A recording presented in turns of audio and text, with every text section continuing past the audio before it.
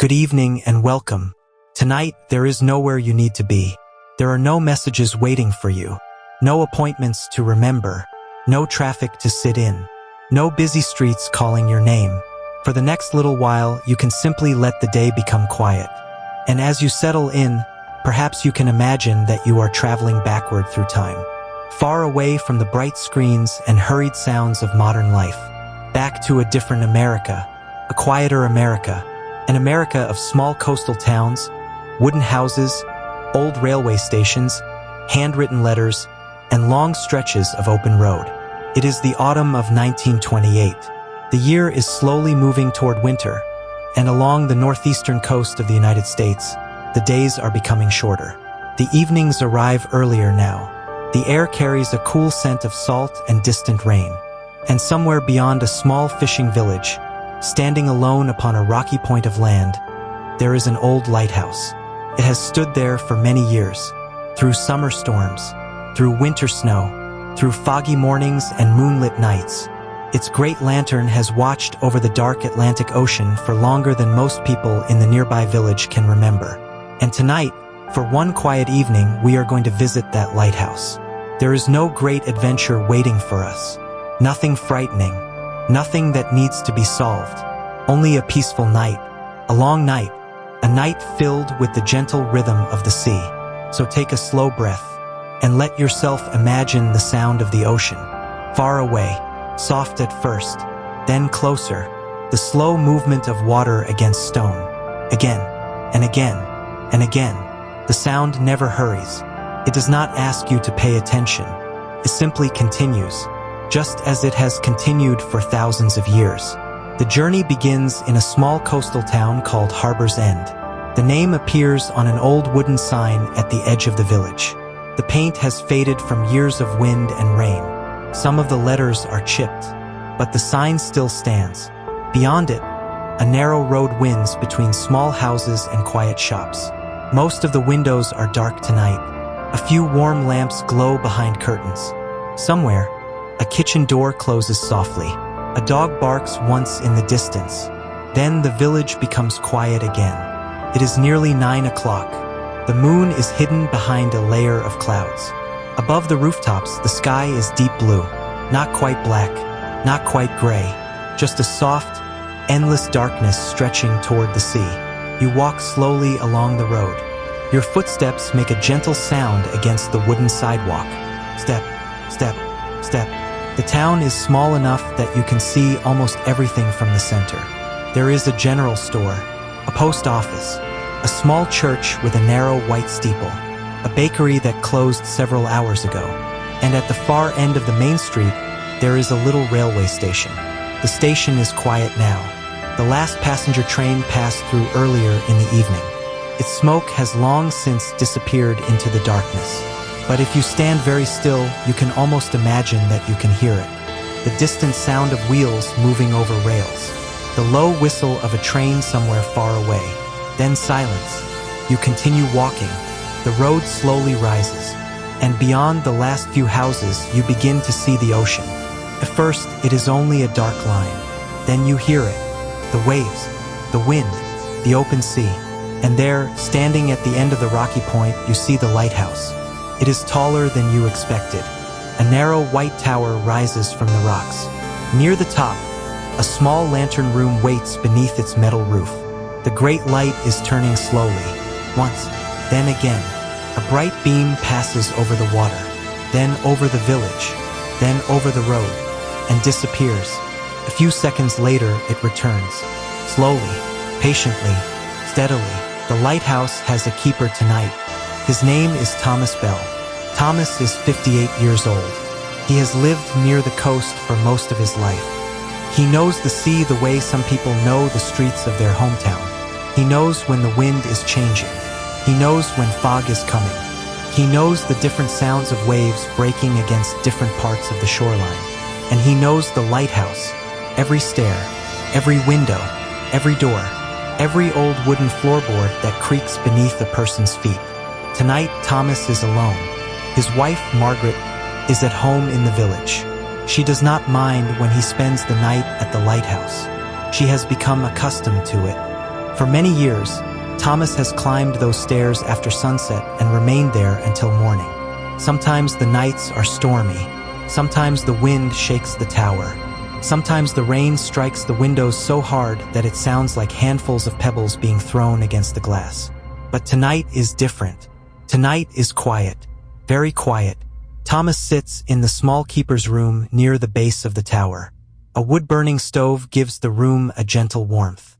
On the table beside him sits a cup of coffee. The coffee is no longer hot, but Thomas does not seem to mind. Beside the cup is a folded newspaper. The newspaper is several days old. He has already read it twice. There is no reason to read it again. Still, it is comforting to have something familiar nearby. A small clock hangs on the wall.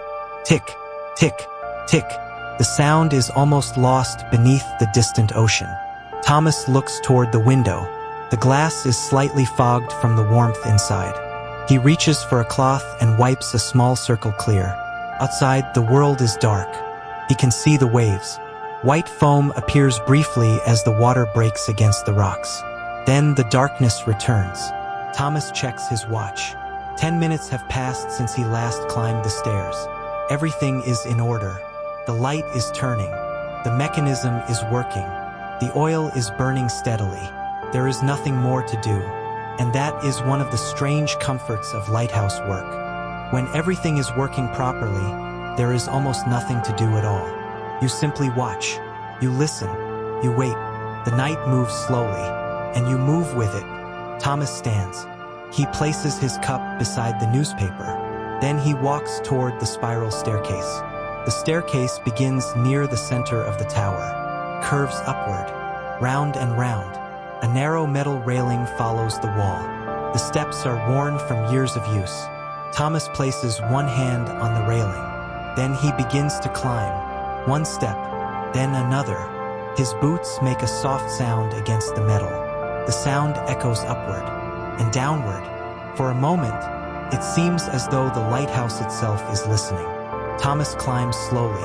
He is in no hurry. There is no reason to hurry. The light will continue turning. The sea will continue moving. The night will continue passing. At the first landing, there is a small window. Thomas pauses. He looks outside. From here, the view is wider. The village lies behind him. A few warm lights shine in the darkness. The church steeple rises above the rooftops. Farther away, the railway station is almost invisible. Beyond the village, the land disappears into the night. Thomas continues climbing. Another landing, another window, another glimpse of the sea. The wind is slightly stronger here. It moves around the tower. A low, gentle sound. Nothing more. Thomas reaches the lantern room. The great Fresnel lens turns slowly before him. Glass catches the light. The beam moves, then returns. Thomas watches it pass. There is something hypnotic about the motion. The light, the darkness, the light, the darkness. It has been happening for years, decades, perhaps longer than anyone living in the village can truly imagine. Thomas checks the machinery. A small amount of oil remains. Everything looks good. He adjusts one small lever. Then he steps back. The mechanism continues its steady movement. He smiles. For a moment, he thinks about Margaret. She is probably sitting beside the kitchen window now. Perhaps she is knitting. Perhaps she is reading. Perhaps she has already gone to bed. Thomas imagines the little house they share. The wooden porch, the blue curtains, the kitchen table, the old clock, the smell of bread from the bakery next door. He knows that when morning comes, he will walk back through the village. Margaret will have coffee waiting. There will be toast, perhaps eggs, perhaps a little conversation about the weather. Simple things, ordinary things. But tonight, there is only the lighthouse, only the ocean, only the turning light. Thomas pulls a small wooden chair toward the window. He sits, and he watches. Outside, the sea stretches toward the horizon. There is no visible end to it. The ocean seems to connect the lighthouse to every distant shore, to every harbor, every island, every small coastal town. Thomas sometimes wonders about the ships. He wonders where they are going. Perhaps one is traveling south tonight. Perhaps another is heading toward Europe. Perhaps somewhere far beyond the horizon. Another lighthouse keeper is sitting beside another window, watching another light, waiting for morning. The thought makes him feel less alone. The world is large, but tonight it is quiet, and quiet things have a way of feeling close. Thomas leans back. His eyes become heavy. He does not fall asleep. Not yet. A lighthouse keeper cannot sleep too deeply, but he rests. The clock continues. Tick, tick, tick. The lens turns. The sea moves, and the night goes on. Far below, the village sleeps. In one house, a mother quietly closes a bedroom door. In another, a man turns down a lamp. A cat curls itself into a warm corner near a stove. Somewhere near the harbor, a fishing boat rocks gently against its rope. The wooden dock creaks. Once, then again. The wind moves through the empty streets, and the lighthouse continues to shine. The hour passes. 11 o'clock.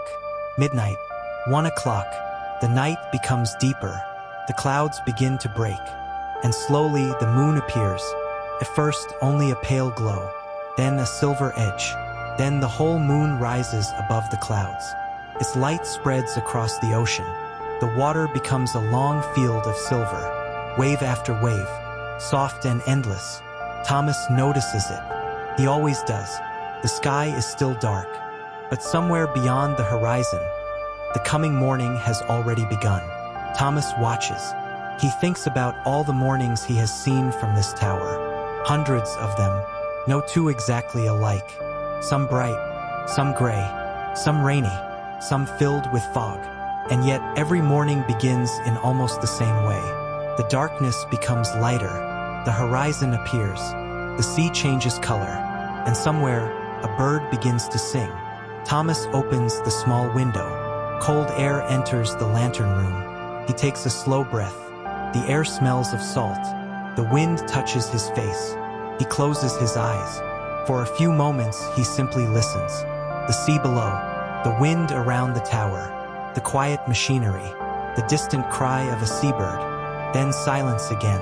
Thomas closes the window. He checks the light one more time. Everything is fine. He returns to his chair, and the night continues. If you are listening now, you can imagine yourself sitting beside Thomas. You do not need to speak.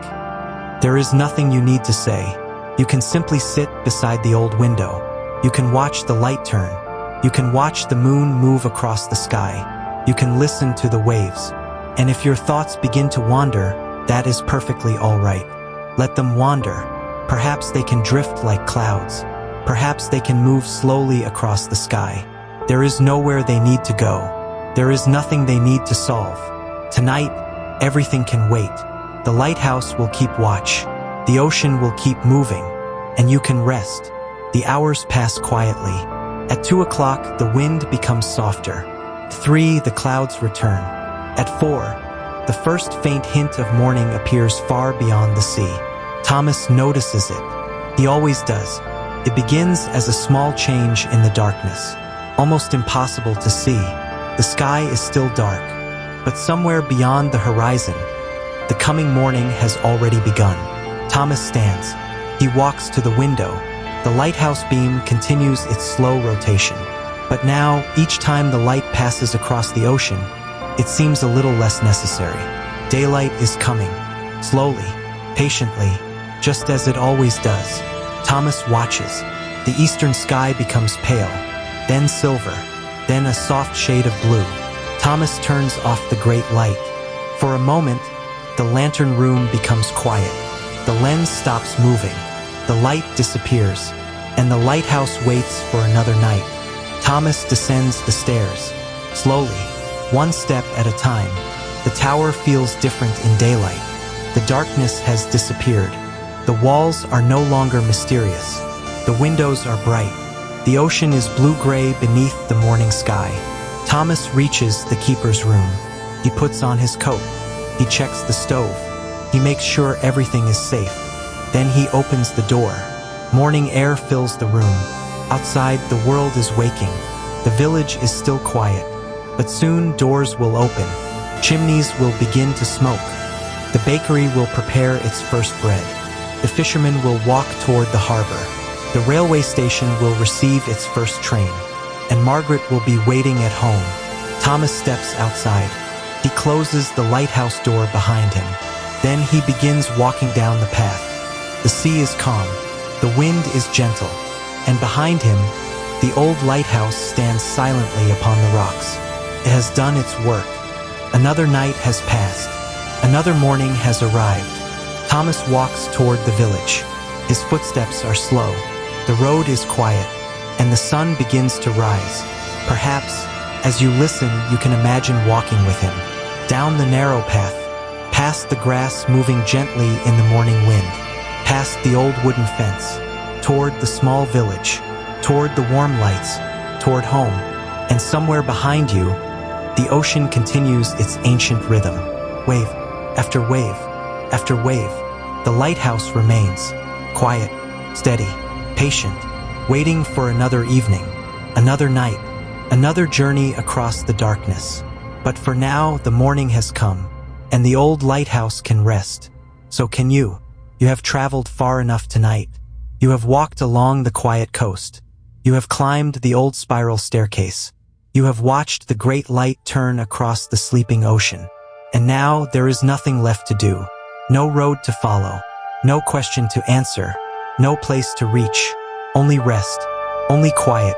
Only the gentle sound of waves somewhere in the distance. And as the morning light grows softer and brighter, you can let yourself drift. Slowly, peacefully, comfortably. The old lighthouse is still standing. The ocean is still moving. The village is still sleeping.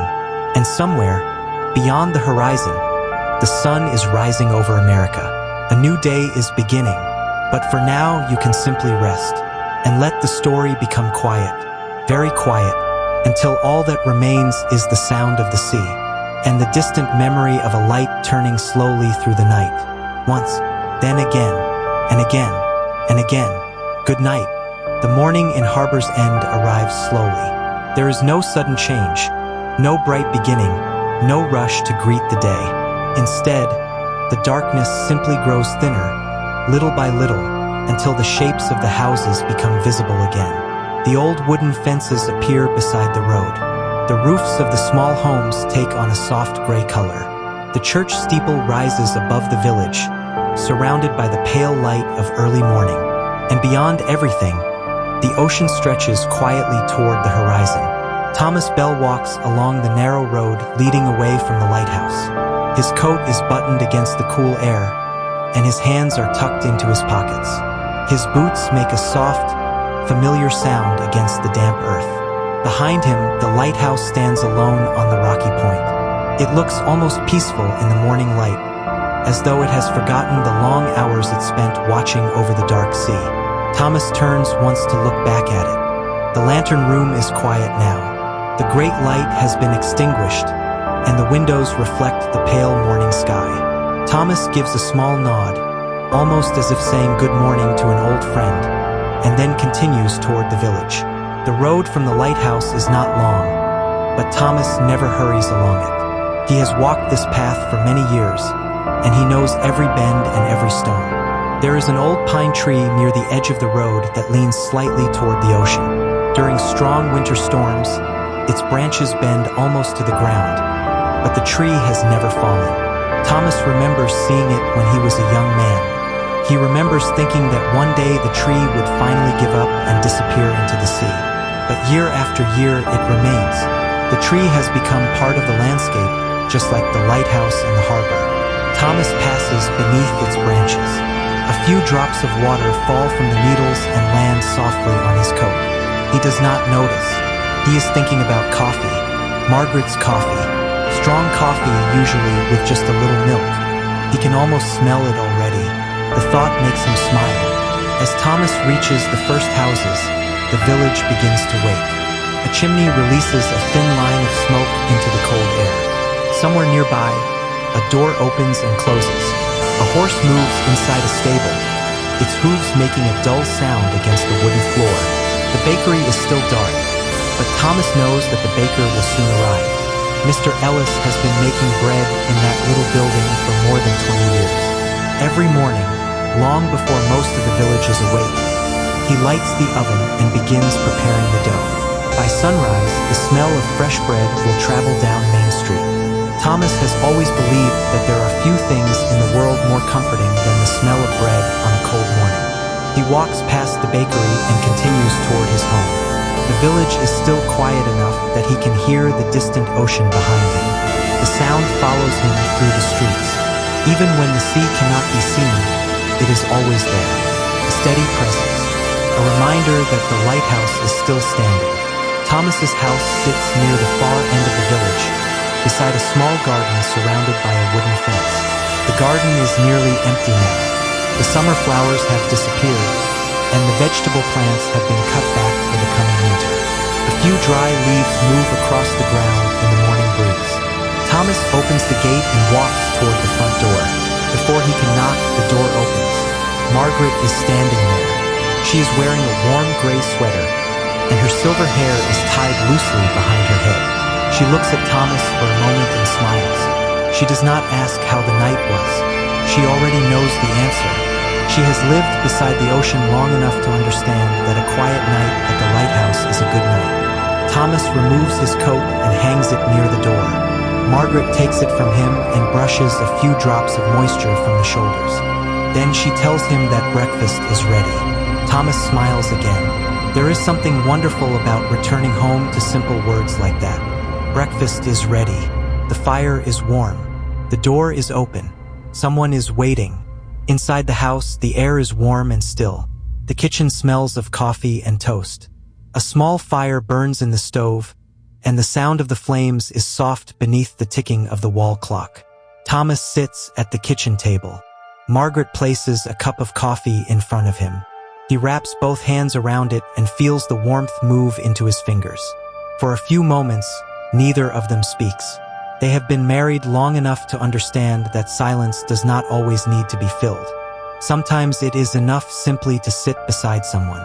Margaret brings him a plate of toast and eggs. Thomas takes a slow sip of coffee. Outside, the village is becoming brighter. A wagon passes along the road. A horse gives a quiet snort. Somewhere in the distance, a train whistle sounds. The morning has begun. Thomas tells Margaret that the sea was calm during the night. He tells her that the moon appeared for a while and that the clouds moved away before returning again. Margaret listens while spreading butter on her toast. She asks if the lighthouse needed any repairs. Thomas shakes his head. Everything was working properly. The light turned as it should. The oil burned evenly. There was nothing unusual. Margaret seems pleased. She has always preferred ordinary nights. Ordinary nights mean everyone is safe. Ordinary nights mean no boats are missing, no storms are approaching, and no one has to climb the lighthouse stairs in the middle of the night. Thomas finishes his coffee. He looks through the kitchen window toward the harbor. From here, the ocean is only a narrow strip between the houses, but he can see the morning light resting on the water. He wonders if the next night will be as peaceful. He knows better than to make predictions about the sea. The ocean has its own plans. After breakfast, Thomas walks outside to split some wood for the stove. The morning air has become slightly warmer, but there is still a chill in the wind. He lifts the axe and brings it down onto a piece of dry wood. The sound echoes through the quiet yard. Again and again, the work is familiar, simple, repetitive. There is comfort in such things. The wood breaks apart, and Thomas stacks the pieces beside the house. Margaret watches from the kitchen window for a while before returning to her chores. The day moves slowly. There are no urgent appointments, no ringing telephones, no constant interruptions. A person can spend an entire morning doing something as ordinary as cutting wood, and no one thinks it strange. Thomas finishes his work and carries the last pieces inside. Then he washes his hands and sits near the window with a newspaper. The newspaper is newer than the one at the lighthouse, but Thomas does not find much in it that interests him. There are stories about politics, stories about business, stories about distant places. There is news from large cities far away. New York, Chicago, Boston, places filled with people, automobiles, tall buildings, and bright electric signs. Thomas sometimes wonders what it would be like to live in one of those cities. But the thought never lasts long. He knows himself. He knows that after a few days, he would begin to miss the ocean. He would miss the wind. He would miss the sound of waves striking the rocks at night. He would miss the lighthouse. Some people are made for cities. Others are made for quiet places. Thomas has always belonged to the coast. Around 10 o'clock, Thomas decides to walk down to the harbor. The village is fully awake now. The general store has opened its doors. A few people stand outside speaking quietly. The postmaster is carrying a stack of letters into the post office. The bakery is open, and the smell of fresh bread fills the street. Thomas pauses outside for a moment. Mr. Ellis is standing behind the counter, arranging loaves on wooden shelves. He sees Thomas through the window and waves. Thomas steps inside. The bakery is warm.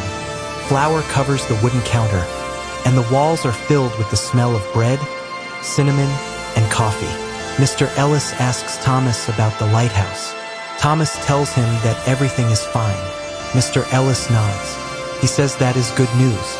Then he gives Thomas a small loaf of bread wrapped in brown paper. Thomas protests that he has not paid for it. Mr. Ellis waves his hand.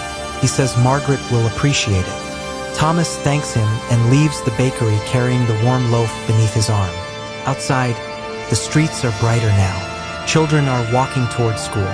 A few fishermen are heading toward the harbor. The railway station is beginning to fill with people waiting for the morning train. Thomas walks past the station. The sound of the approaching train grows louder. First, there is a distant vibration. Then the rails begin to hum. A whistle sounds somewhere beyond the curve. Thomas stops and watches. The train appears slowly, carrying a long line of dark passenger cars. Steam rises around the wheels.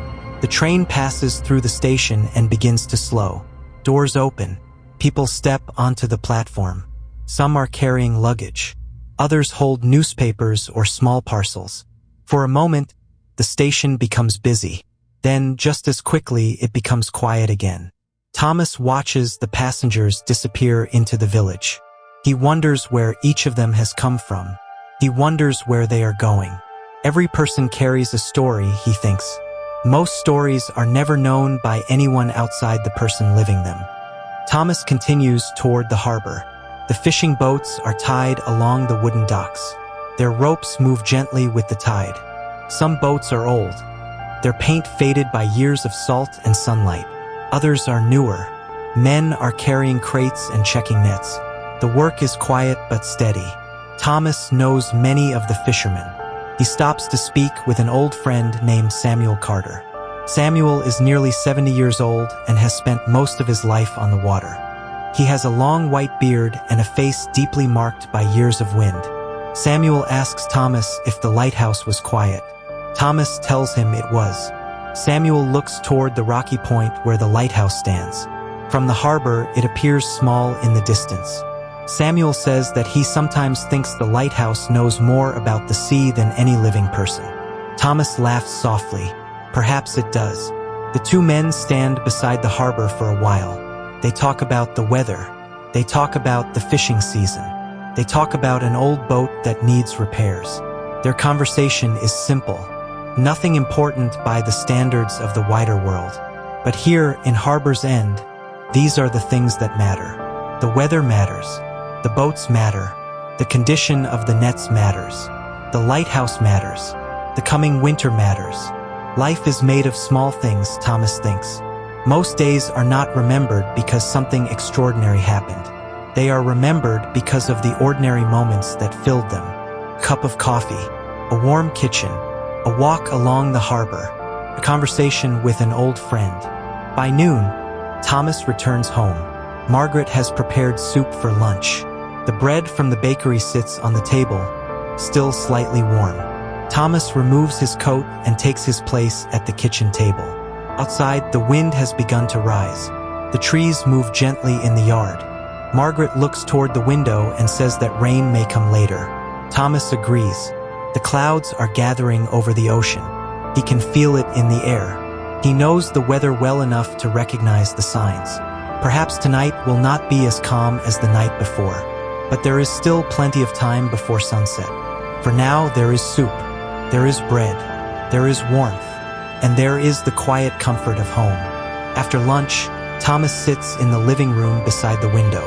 Margaret begins knitting. Thomas opens an old book. The room becomes quiet except for the occasional sound of a turning page and the soft clicking of Margaret's knitting needles. Outside, the wind continues to move through the trees.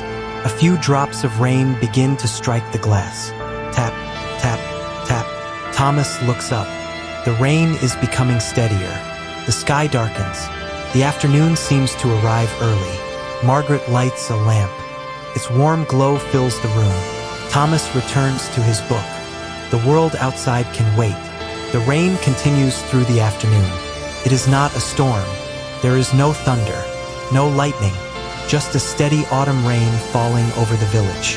The streets become wet. The wooden sidewalks shine beneath the gray sky.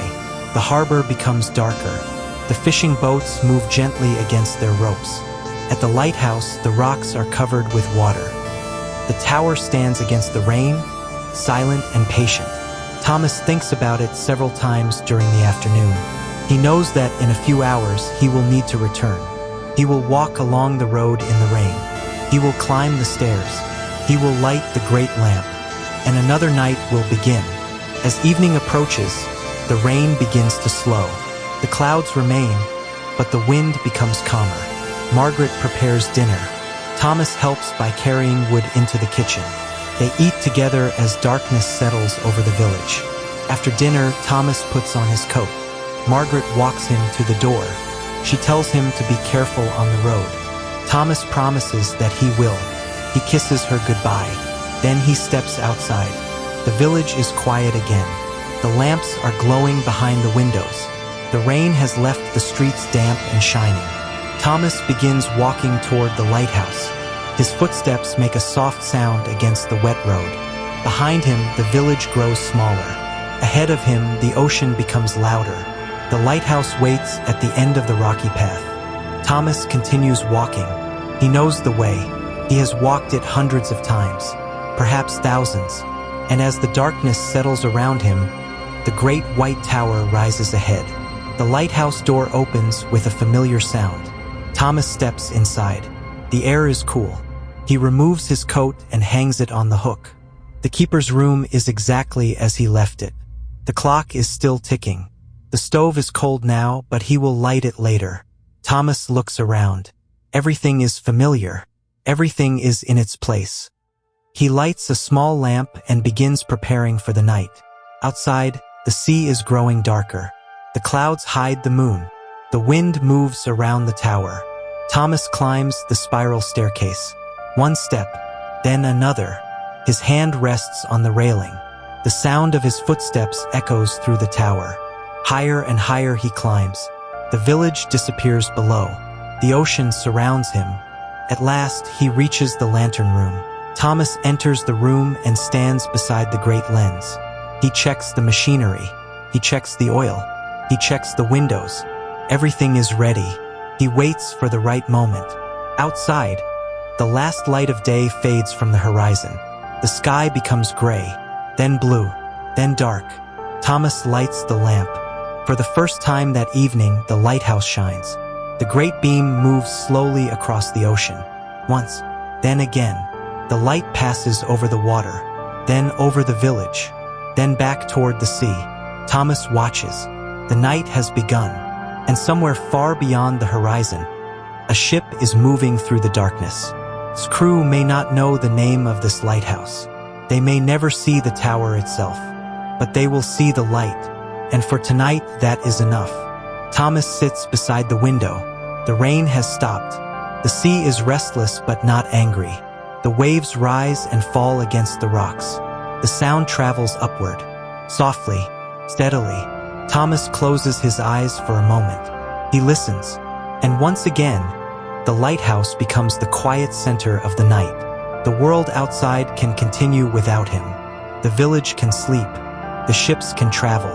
The ocean can move, and the light can turn. Slowly, patiently, faithfully. through another long night.